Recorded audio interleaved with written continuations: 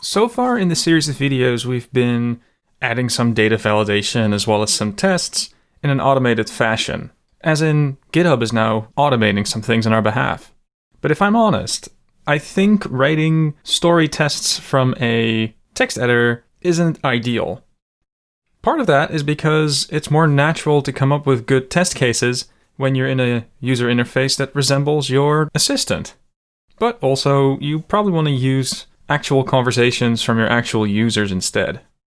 So that means that it's probably more likely that I'll be using Rasa X to come up with proper test cases. And I just wanted to highlight how you can do that. So let's start with a very basic conversation here. Hello there. It gives me the basic hello prompt, so I can give it an elaborate sentence now. So something like, I'm new to this kind of game, could you explain how this works? And then I can say, can I get a first hint? So far so good, this is just a basic conversation. But what I can do now is I can go to the tab over here, and then I can just copy and paste this test conversation into my text editor if I would like.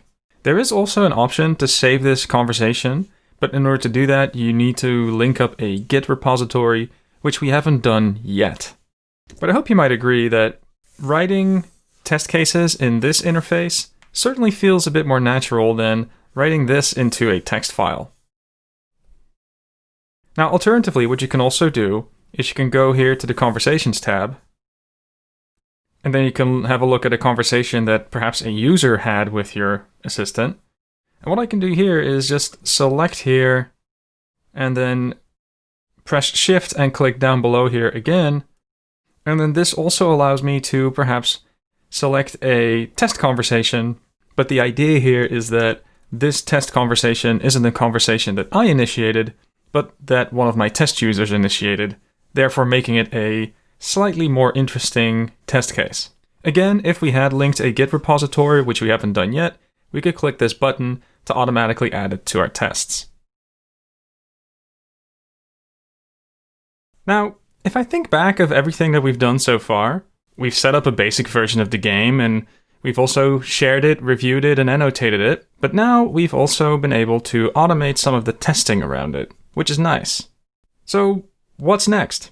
Well, as you might have been aware, Rasa 2.0 came out, and I think before making big improvements, it will be nice to make sure that we are a little bit more future-proof and that we properly migrate everything that we have.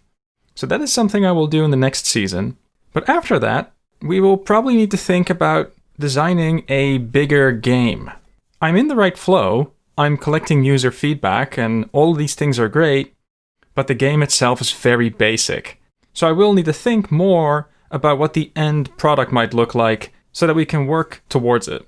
That will probably also mean that we will have to review the way that we design our custom actions as well as our slots. We've got a basic inventory system, but we might need more depending on what sort of features we would like to have in our bigger game, so to say. Anyway, I'm very happy that we've done the effort and automated some of our tests. That will be great for maintainability in the long run, but I think the next best step is to have a look at Rasa 2.0, not just to migrate everything, but also because there's a couple of features in that release that will be very useful for the experience that I'm trying to create. So I hope you'll stay tuned for that.